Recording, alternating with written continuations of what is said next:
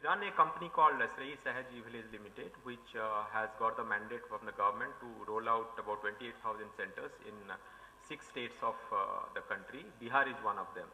So I'll go through a small presentation, but more than the presentation is certain issues and certain challenges we have and certain opportunities we have I would like to share with you. And of course our VLE friends are there. The basic purpose is to collaborate and see that how fast we can take up this initiative. Why I say so? Because I come from a background where I have experimented, I have worked with such large scale intervention in rural areas, and I have seen how it works. And I was very happy when I joined this company, because here was an institution where it's so deep rooted that it's a dream to work here. If you look at the Indian landscape, it's 61 years of your independence, you have only 25,000, right, 20,773 bank branches. Any of my banking friends can correct me, in rural India, only 20,000. If you look at post offices, the number of rural post offices in the country is something like 1,37,830. Now, if that is what you have done in 60 years, and government has rolled out 1 lakh common service centers, and they are planning to roll out 1.5 lakh common service centers, which means that 2.5 lakh common service centers you will have in India, which by far crosses any kind of government initiative ever done by any department in the government. So that is the scale we are talking about. So if we say that challenges are little or challenges are not there, I would be lying. If we say that is it doable, I will say yes. Doable because of simple reason that when the banks came or the post offices came, the ICT platform was not available, which is information communication technology, which is mobile, which is IT, which is television. The entire structure was not available, and today that availability brings the common service center to a viability point. So that is the basic purpose. So that must be understood well. But when we say that, it doesn't mean that IT is an end by itself, that a software program or a hardware by itself will bring us some benefits.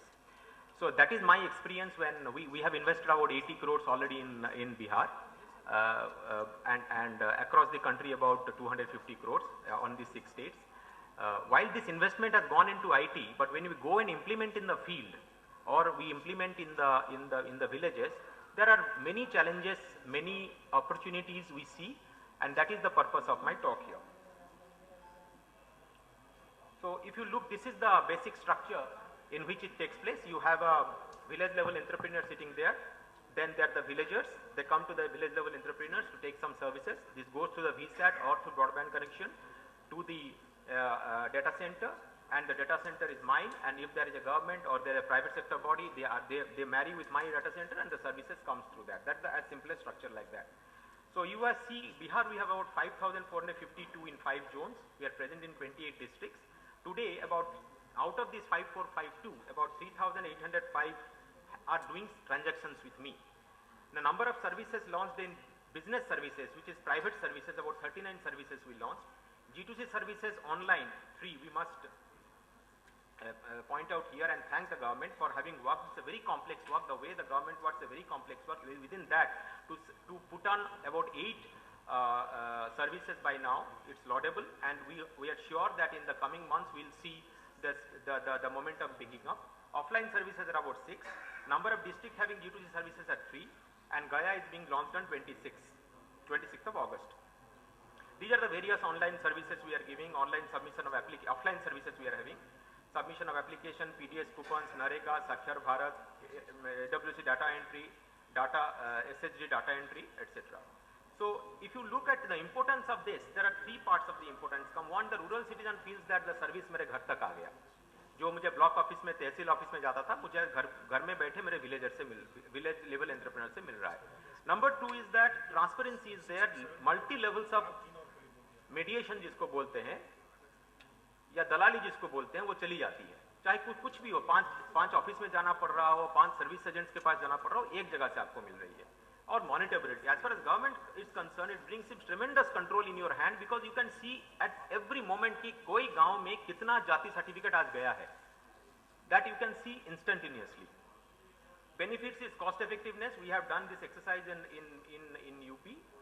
अगर 1.38 lakh rural citizen ने हमारा service लिया, और हमने calculation किया ये लोग अगर तहसील में जाके ये रहते तो उनका 1.28 करोड़ का खर्चा होता. चाहे बस का फेयर हो, एक रात में वहां पर रहना हो, तो वो जो सेविंग हुआ वो that's a national saving. That money does not get wasted. That is the advantage that is system brings. And 82% of citizens avail services within 5 kilometers in the CSC model compared to 12% in Tehsil model. So these are some of the services we give online G2C services. We have just been mandated by banks to give banking services. My earlier session was on this, financial inclusion, facilitation of insurance through CSCs, e-learning courses, utility bill payments, other online B2C services, different data entry works and other offline G2C works. Now when I talk about this, what I'm trying to say is that this is a platform which is available to whether it is a private or it's a cooperative or it's a public sector in terms of access to market. This is a market which exists. Many people say that there is a lot of potential in the market. It is not so. There are not a lot of potential is not there in every village. In certain village there is a potential for banking, in certain village there is a potential for agriculture, there in certain village there is a potential that a lot of people are working outside the village in Bombay, in Calcutta, in Delhi, and they want to connect to home, so there is remittance possibilities are there, so number of services are there. So if you look at the landscape of the CSC, it's a very complex landscape, but at the same time a VLE, a smart VLE, we have VLEs who earn 5 to 6,000 rupees per month, but also we have VLEs who do not earn 500 rupees per month. It is all, that's why the government very nicely coined this word called entrepreneurship. The entrepreneurship is more important. It is not only becoming a government agent in giving the services, but understanding the economy of the village, understanding what people want is something which the villager has, that the VLE has. So if you look at, these are the basic services we have. I will not go into this, the time is short, but I will go to the,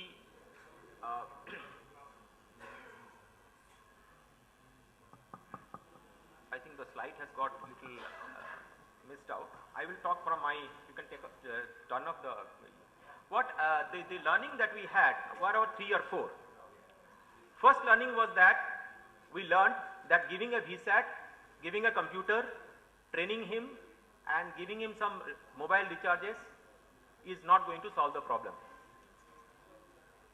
Technology per se or hardware per se is not an answer. That's our first thing that we learned. So as we opened, we found many people shut down the shop saying that isme kya dhanda aayega. You are accessing a market without a product being in your hand. That's the first thing.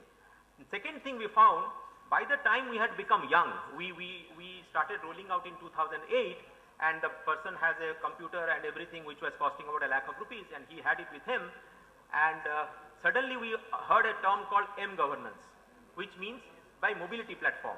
So this guy has invested on a kiosk, he has not reaped his money and the technology changed. We cannot say that M-governance will go to what form of governance tomorrow, or for private as well as public, for everyone. So the technology is very perishable. It keeps on changing very fast. So when you are using an ICT medium, technology per se is not important. It is important also that whether you have the relevant technology at that point. Otherwise, a competitor will be able to give the same service at lesser cost. That was the second thing that we have. Number third we had was that most of the VLEs told us, कि sir, आप services हमको गांव में देते हैं, लेकिन एक चीज आप समझिए, आप एक भी सर्विसेज दीजिए, सिर्फ लैंड रिकॉर्ड दीजिए और कुछ मत दीजिए, लेकिन जो दे रहे हैं वो सही दीजिए. Because for him it was not the number of services, for him it was a question of trust of his villagers on him, and वो गांव का आदमी उसको कितना ट्रस्ट करता है वो सबसे बड़ी बात था.